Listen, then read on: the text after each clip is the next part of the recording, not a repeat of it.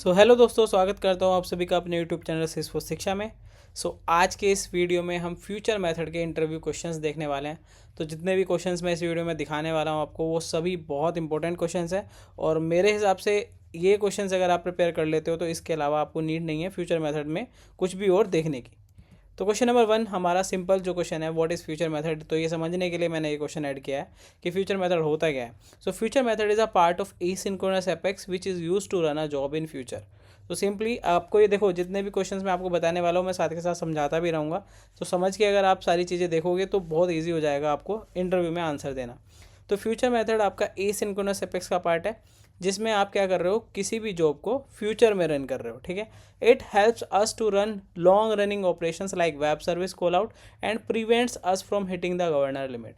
तो long long running जितने भी ऑपरेशंस है, जैसे कि कोई मैं एपीआई वगैरह हिट कर रहा हूँ, वेब सर्विस कॉल कर रहा हूँ, तो उस सारे वैसे ऑपरेशंस को करने के लिए हम फ्यूचर मेथड का यूज़ करते हैं।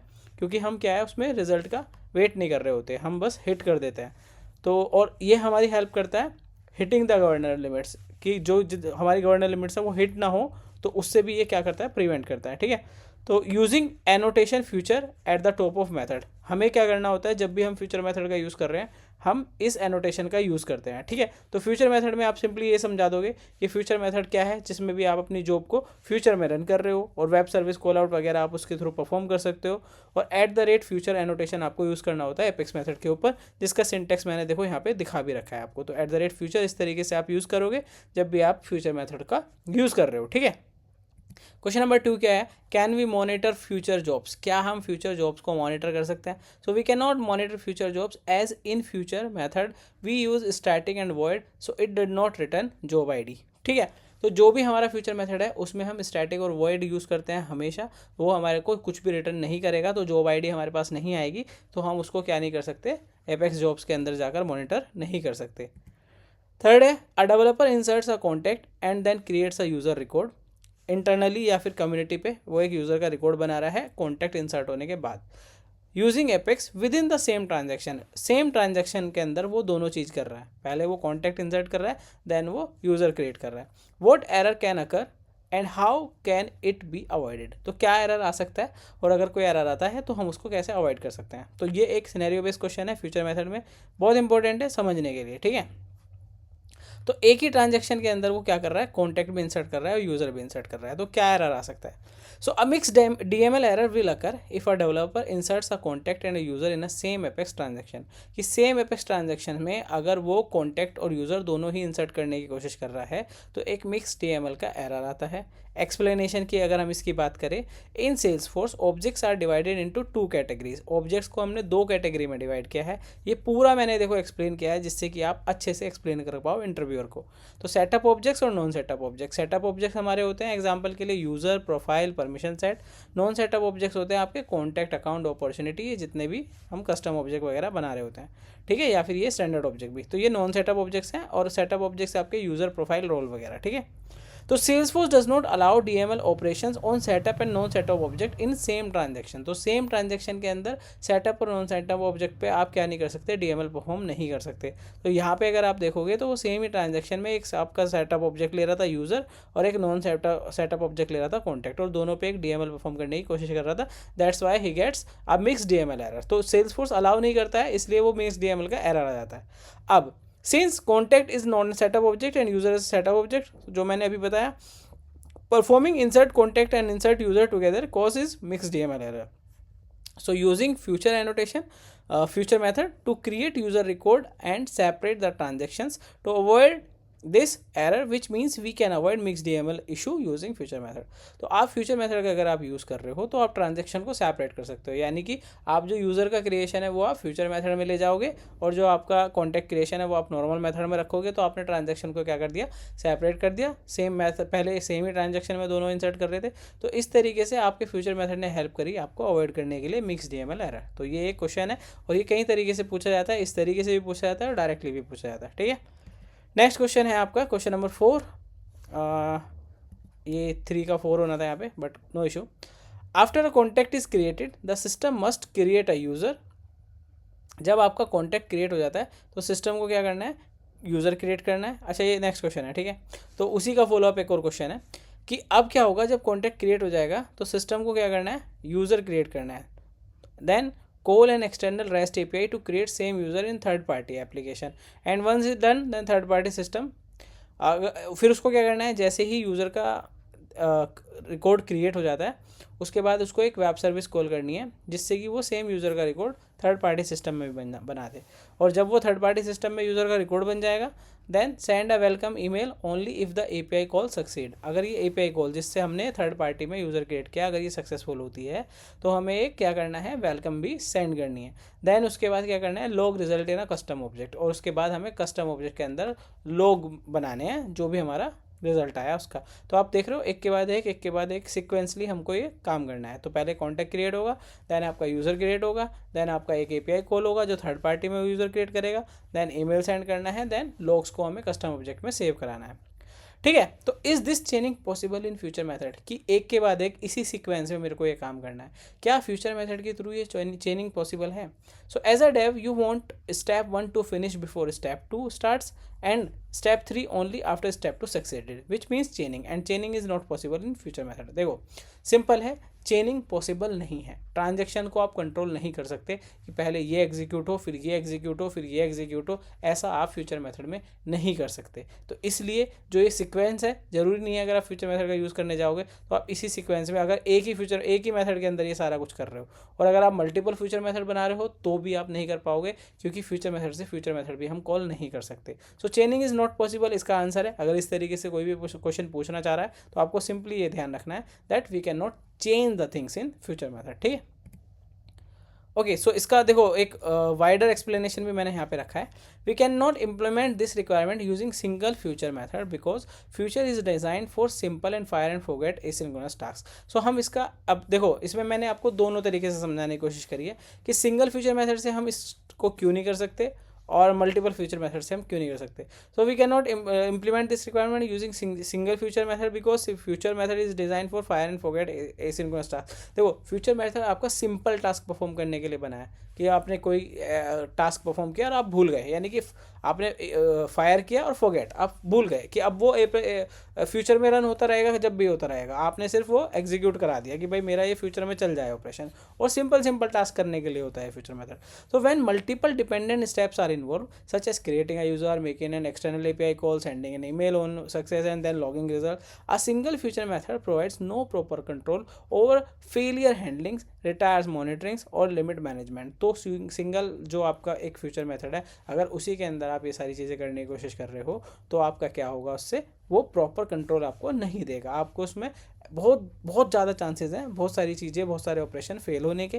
ठीक है, if steps fails the entire future execution becomes unreliable and hard to recover. आप उसको कंट्रोल भी नहीं कर पाओगे कि क्या आपके फ्यूचर मेथड में हो रहा है। ठीक है, तो ये आपका सही अप्रोच नहीं है। Then we also can not call one future method from another future method because आप ऐसा भी नहीं कर सकते कि आपने सारे ऑपरेशंस को अलग अलग फ्यूचर मेथड में डाल दिया, because Salesforce does not allow nested चेनिंग of future method. Salesforce चेनिंग वो फ्यूचर मेथड्स की अलाउ ही नहीं करता है। तो allowing this led to uncontrolled asynchronous executions, potential infinite loops and platform stability issue. और देखो अगर सेल्सफोर्स अलाउ भी करता, अब सपोज करो फ्यूचर मेथड से फ्यूचर मेथड, अब आपको पहले ही फ्यूचर मेथड का नहीं पता वो कब एग्जीक्यूट होगा, फिर वो एग्जीक्यूट हो रहा है उसके बाद दूसरा कब एग्जीक्यूट होगा, उसके बाद वो तीसरा कब एग्जीक्यूट होगा, तो पता ही नहीं है ना, तो वो कंट्रोल ही नहीं रहेगा आपके हाथ में।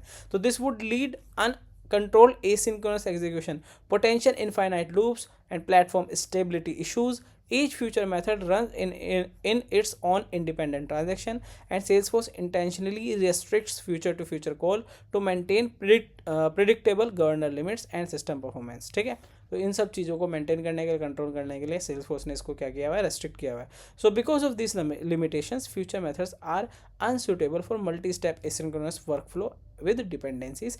इन सच केसेस, अगर इस तरीके के केसेस आते हैं आपके सामने, so queueable Apex with chaining is correct and supported solution. ठीक है, तो एक तरीके का डिसएडवांटेज भी है कि एग्जीक्यूशंस अगर मल्टीपल हो रहे हैं एसिंक्रोनस में तो आप उसके लिए फ्यूचर ना करके आप क्यूएबल पे जा सकते हो। तो वो क्यूएबल का एक एडवांटेज हो गया, फ्यूचर का डिसएडवांटेज हो गया। ठीक है, नेक्स्ट है नंबर ऑफ फ्यूचर कॉल पर ट्रांजेक्शन। तो फ्यूचर कॉल पर ट्रांजेक्शन नंबर ऑफ कितने एक ट्रांजेक्शन के अंदर आप फ्यूचर कॉल कर सकते हो एग्जीक्यूट। सो मैक्सिमम 50, ये एक गवर्नर लिमिट का क्वेश्चन है। तो 50 फ्यूचर कॉल पर ट्रांजेक्शन अलाउ है सेल्सफोर्स में। If you exceed you get system limit exception too many future call 51। आया भी होगा काफ़ी लोगों को जो काम कर रहे हैं ऑलरेडी।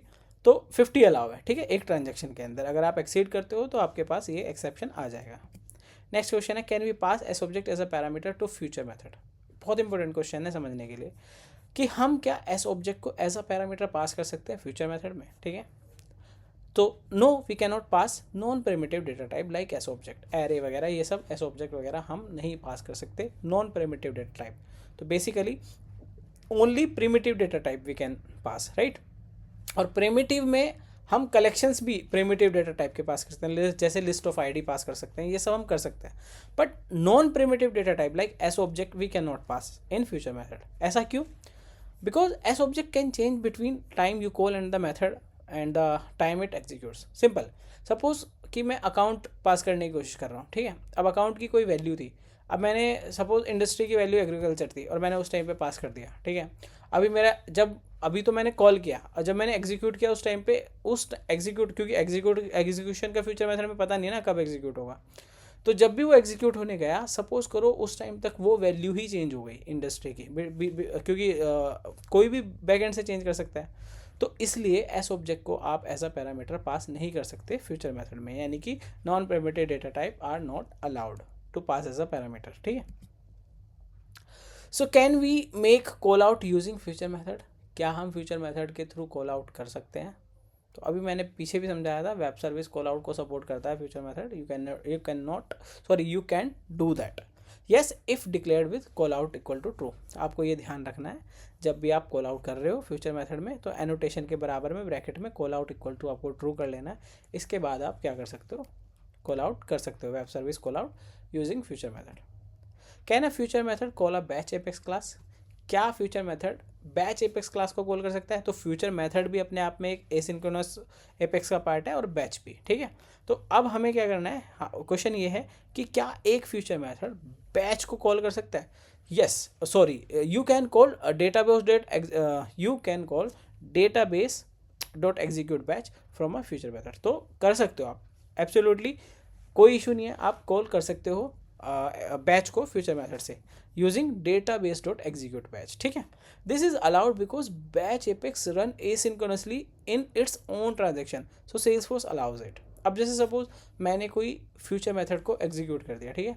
अब जब भी मेरा फ्यूचर मेथड एग्जीक्यूट हो रहा है, उसके एग्जीक्यूशन के बाद मैं अपने बैच को कॉल कर सकता हूँ, क्योंकि वो एक सेपरेट ट्रांजेक्शन में रन करता है। तो फ्यूचर मेथड इस तरीके से आप क्या कर सकते हो, उसके अंदर आप बैच को कॉल कर सकते हो।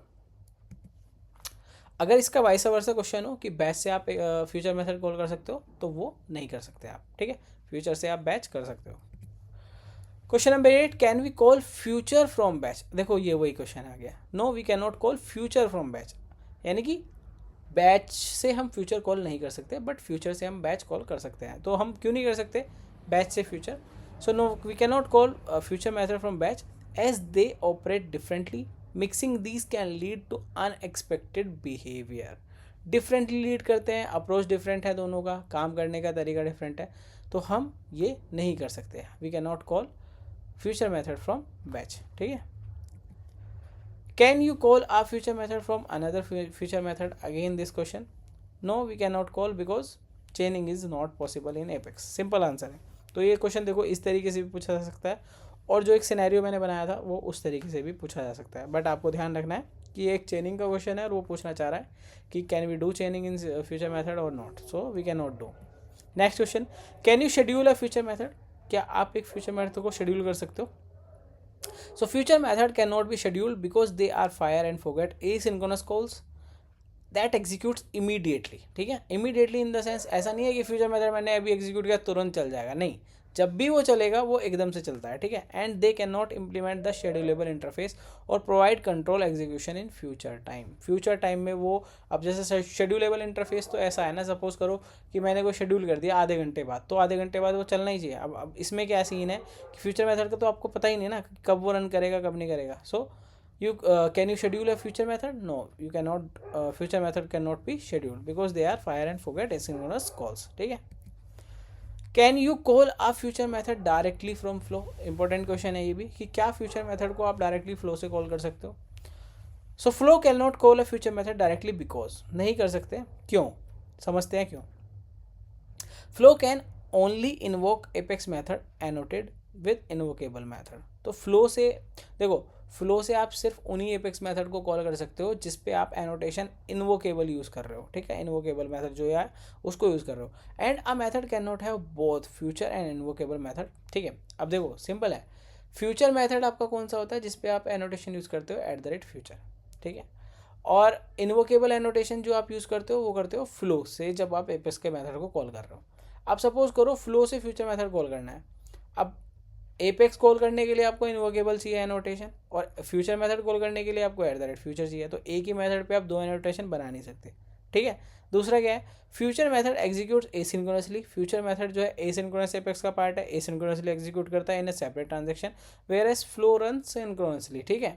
Future method can only accept primitive parameters, अभी समझाया था मैंने कि प्रिमिटिव पैरामीटर एक्सेप्ट करता है वो future method, while flow often works with S objects और कलेक्शंस। तो फ्लो एस ऑब्जेक्ट्स और कलेक्शन के साथ काम करता है, which are not allowed in future method, ठीक है। तो ये भी एक इंपॉर्टेंट आंसर आप दे सकते हो, इसको समझा सकते हो। तो सॉल्यूशन क्या है इसका, wrap the future call inside invocable method that accepts primitive types from the flow.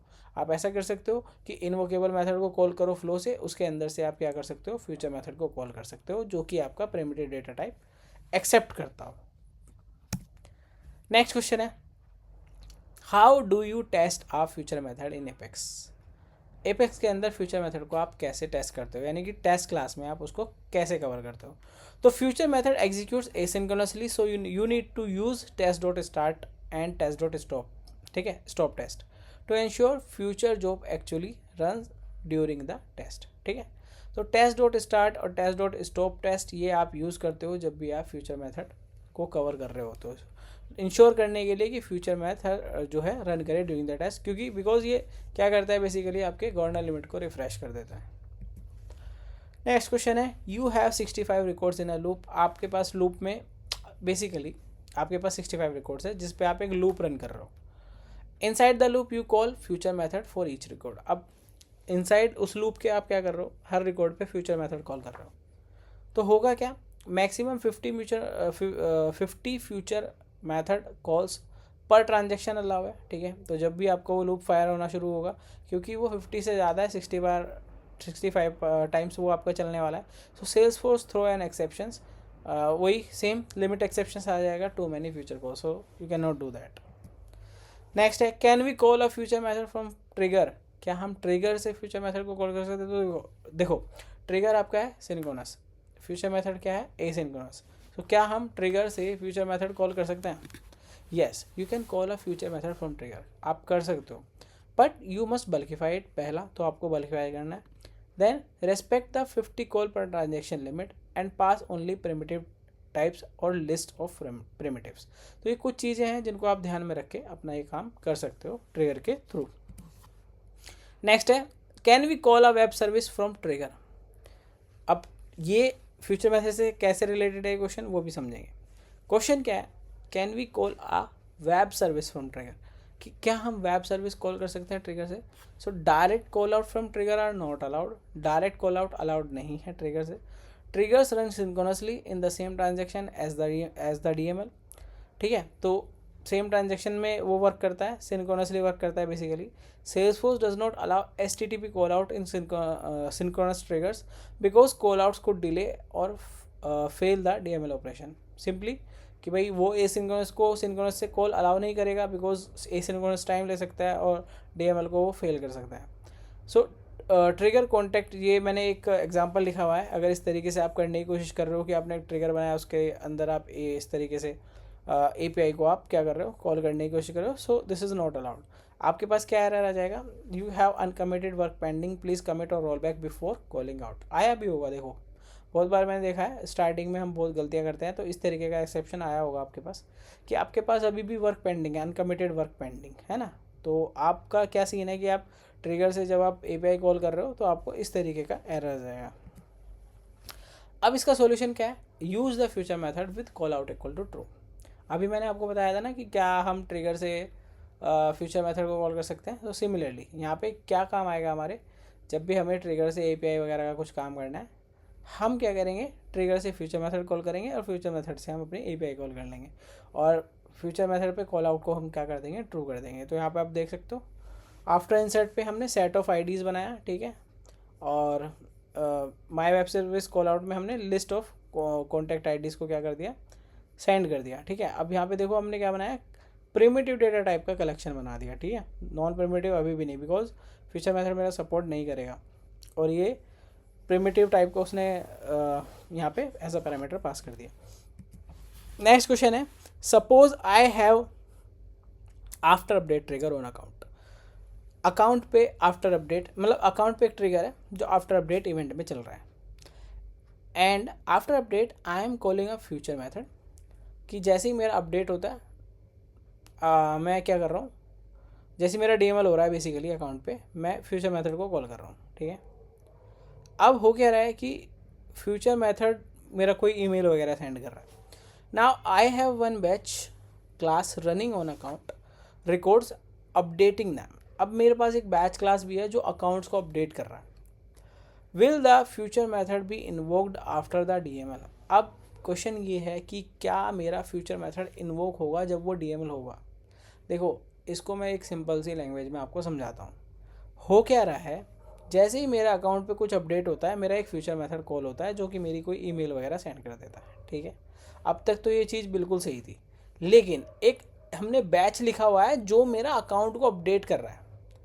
अब मेरा सपोज बैच 2000 अकाउंट को अपडेट कर देता है। अब 2000 अकाउंट जैसे ही मेरे अपडेट होंगे तो ऑब्वियस सी बात है, मैंने ये लिखा हुआ है लॉजिक कि अपडेट के बाद मेरा फ्यूचर मेथड कॉल हो, ठीक है। तो अब क्वेश्चन ये है कि क्या मेरा फ्यूचर मेथड इन्वोक होगा जब मेरा ये इस तरीके से अपडेशन होगा, डीएमएल परफॉर्म होगा अकाउंट पे। Answer is no. Even if the batch is processing only 10 records. अगर सपोज आप ये भी समझो कि भाई 50 का लिमिट आएगा, नहीं, अगर वो 10 रिकॉर्ड भी प्रोसेस कर रहा है आपका batch, calling a future method from a trigger fired by a batch apex will throw system asynchronous apex that future method cannot be called from a future or a batch method। अब आप इसको ऐसे समझो, अभी मैंने थोड़ी देर पहले आपको बताया था कि we can call batch from future method but we cannot call future method from batch। हम फ्यूचर मेथड को बैच से कॉल नहीं कर सकते। अब यहाँ पे अगर आप देखोगे तो डायरेक्टली तो नहीं हम कॉल कर रहे फ्यूचर मेथड को बैच से, बट इनडायरेक्टली हम कर रहे हैं। कैसे कि भाई मेरा बैच क्या कर रहा है, अकाउंट को अपडेट कर रहा है और अकाउंट अपडेट पे मेरा फ्यूचर कॉल हो रहा है। तो एक तरीके से इनडायरेक्टली हम बैच से क्या कर रहे हैं, फ्यूचर को कॉल कर रहे हैं। तो मेरे सामने तुरंत एक्सेप्शन आ जाएगा that future method can not be called from a future और batch method because the execute method runs in asynchronous context to handle asynchronous operation safely from a batch use queueable instead of future method. So simply हमें क्या करना होगा, यहाँ पे भी क्यूएबल use करना होगा instead of future methods. Next question, is there any other approach to calling a future method from batch class? अब क्वेश्चन ये है कि यार कोई अप्रोच है क्या कि अगर मुझे करना ही पड़ रहा है बैच क्लास से फ्यूचर को कॉल, तो is there any approach, can we do that? You can not call a future method directly from batch class, directly we can not call. One approach is to enqueue queueable Apex job from batch and then call the future method from that queueable. So basically एक alternate क्या है, batch से क्यूएबल call करो और queueable से you can call future. So indirectly आपने क्या कर दिया, कॉल कर दिया फ्यूचर को। However a cleaner approach is to move the future method logic into a queueable itself. लेकिन एक क्लीनर अप्रोच ये है कि आप बैच से क्यूएबल से फ्यूचर ना करके आप जो फ्यूचर का लॉजिक है वो क्यूएबल में ही मूव कर दो to simplify asynchronous execution and avoiding hitting limits. क्योंकि बहुत सारे लिमिट्स और बहुत सारी चीज़ें ध्यान में रख के ये सारी चीज़ें होती हैं जो कि स्टैंडर्ड सेल्स फॉर मना कर रहा है, बट कुछ ना कुछ ऑल्टरनेट अगर हम निकालने की कोशिश कर रहे हैं। So we have to keep in mind all the things, means all the limit related and all the things कि मेरा इन फ्यूचर सिस्टम में कुछ इशू ना रहे। सो सिंपली तो यही है कि बैच से आप क्यूएबल कोर करो और जो फ्यूचर का लॉजिक है वो क्यूएबल में मूव कर दो। नेक्स्ट क्वेश्चन है, how many future methods can be defined in a class. How many future method, एक क्लास के अंदर मैं कितने फ्यूचर मेथड बना सकता हूँ। So there is no hard limit on number of future method you can define in a single Apex class. कोई ऐसी हार्ड लिमिट नहीं है। You can define as many future methods as you want in a class. Next question ये है, कुछ limitations future method के। तो एक लिमिटेशंस तो मैंने आपको स्टार्टिंग में समझाया था, दैट चेनिंग इज़ नॉट पॉसिबल। ये भी मैंने आपको समझाया था, डेटा पैरामीटर लिमिटेशंस की ओनली प्रिमिटिव को वो एक्सेप्ट कर रहा है, जैसे string, integer, ID, etc. Array of primitive मतलब अगर आप कलेक्शन भी कर देते हो प्रिमिटिव का, like list of integer, list of ID, also acceptable, ठीक है, can be passed as argument. You can not pass S object directly. S object यानी कि नॉन प्रिमिटिव को डायरेक्टली पास नहीं कर सकते आप। नो चेनिंग, चेनिंग नहीं है। आप future can not be call another future method. Execution order, future methods are not guaranteed to be executed in same order they are called. ये भी गारंटी नहीं कर रहा फ्यूचर मेथड कि आपने जिस ऑर्डर में उनको कॉल किया है वो उसी ऑर्डर में एग्जीक्यूट होंगे, ठीक है। वही सेम चेनिंग वाला इशू जो है कि वो गारंटी एग्जीक्यूशन की तभी तो रहेगी ना अगर चेनिंग है कि भाई ये होगा फिर ये होगा फिर ए के बाद बी, बी के बाद सी, तो वो तो क्यूएबल में पॉसिबल है, फ्यूचर में नहीं है। सो एग्जीक्यूशन ऑर्डर ये भी एक उसका लिमिटेशन है। Transactions control, they do not support database dot roll back और अदर ट्रांजेक्शनल कंट्रोल्स। जैसे कि मेरा किसी पॉइंट पे आके अगर कोई एग्जीक्यूशन फेल हो रहा है तो मैं रोल बैक करके इस पॉइंट पे चला जाऊँ, सेव पॉइंट वगैरह जो ये चीज़ें हैं ये सारी ये सपोर्ट नहीं करता है आपका फ्यूचर मेथड के अंदर, ठीक है। Limits and monitoring, limited to 50 calls per Apex in transactions and 2,50,000 और 200 into user license per hour period. They do not return job ID, making tracking difficult. तो ये लिमिट्स और मॉनिटरिंग है, वही जो मैंने पहले भी समझाई थी। Constants can not be use in Visualforce constructors, get set methods और inside batch queueable in certain scenarios.